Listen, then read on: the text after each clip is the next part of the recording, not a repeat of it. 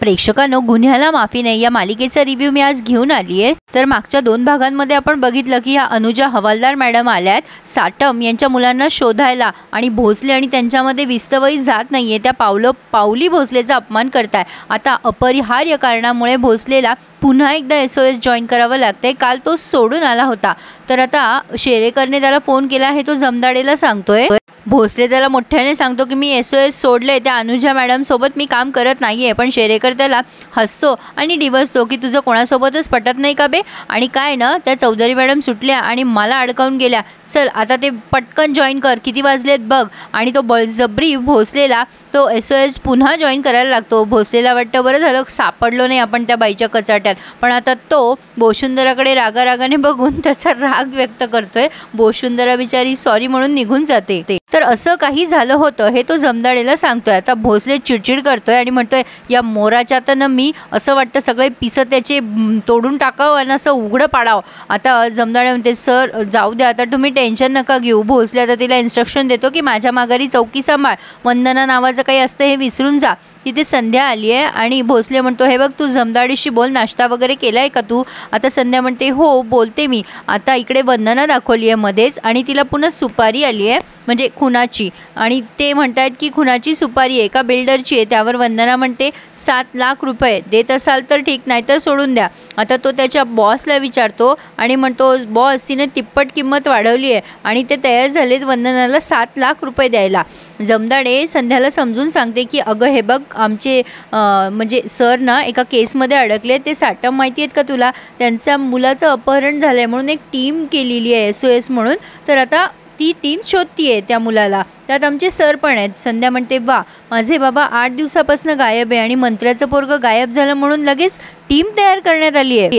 आता वंदना तिच्या नवऱ्याला काहीतरी गरम चमचाने खाऊ घालते आणि म्हणते किती आवाज देत होते मी तुम्हाला, कुठे होतात, तुम्हाला माहिती आहे का सुपारी आली आहे, 7 लाख रुपये मिळणार आहेत आपल्याला। खरं तर मी मुद्दाम हे एवढी किंमत सांगितली होती कारण मला असं वाटलं ते आपल्याला तेवढे पैसे देणार नाही, पण ते तयार झाले हो। आता मी ना खूप खुश आहे, आपण आता ह्या 7 लाखात सेव्हिंग करूया। हो आपल्या चिंटूची शाळा, आपलं म्हातारपण सगळं काही जाईल हो या सेव्हिंगमध्ये। आणि आता तिच्या नवऱ्याला मात्र घाम फुटलाय कारण तो नजर कैदेमध्ये आहे वंदनाच्या, त्याला सगळं माहिती आहे तिच्याबद्दल, पण त्याला बाहेर जाऊन हे सांगता येत नाहीये कारण वंदनाने त्याला किडनॅप केल्यासारखं ठेवलंय घरात। असो आता अनुजा मॅम जरा वैतागलेल्याच असतात कारण त्यांचा राउटर बंद असतं आणि त्यात भोसले येऊन रिपोर्टिंग करतो, तेही मराठीत। त्यामुळे अनुजा मॅम आणि भोसले दोघेही जण एकमेकांकडे अशी रागाने बघताय।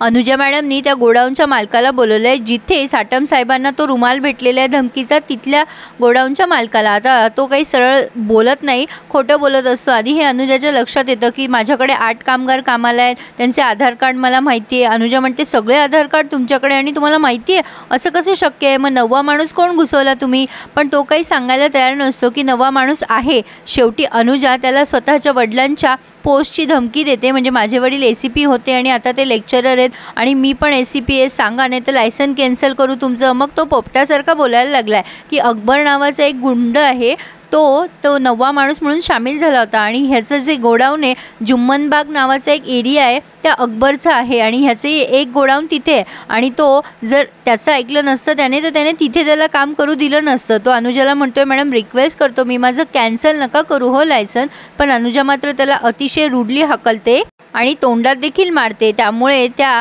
माणसाचा मोबाईल खाली पडतो। पण आता तो माणूस गेल्यानंतर रिकामा भोसले बघून अनुजा मॅडमचं अजून डोकं तापतंय। असो आता मुकादम म्हणतो, म्हणजे गाडी पुसत असतो मुकादम, भोसले बाहेर उभा असतो, तो म्हणतो आपल्या मॅडम काय डॅशिंग येत नाही, नाही तुमचे खबरी नेटवर्क स्ट्रॉंग आहेत ना सर। तेवढ्यात अनुजा येते आणि म्हणते मुकादम गाडीची चावी द्या।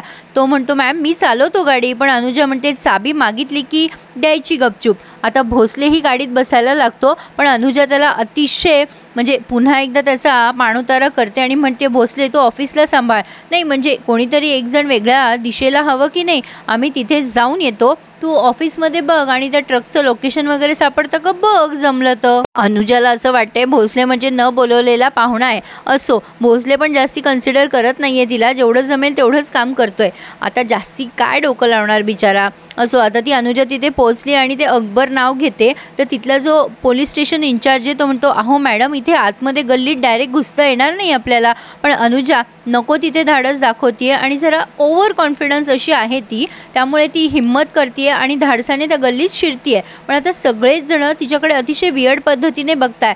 एक वेगळीच अशी चाळ आहे ती, रेदर गल्ली आहे. आता ते भोईर नावाचे ते स्टेशन इन्चार्ज आहे, ते म्हणतात हे बघा मॅडम, तुम्ही ना लेडीज आहात, त्यामुळे सगळ्या बायका बघा इथल्या कशा आहेत आणि तुम्ही पुरुषांबरोबर चालतायत, हे वियर्ड वाटतंय.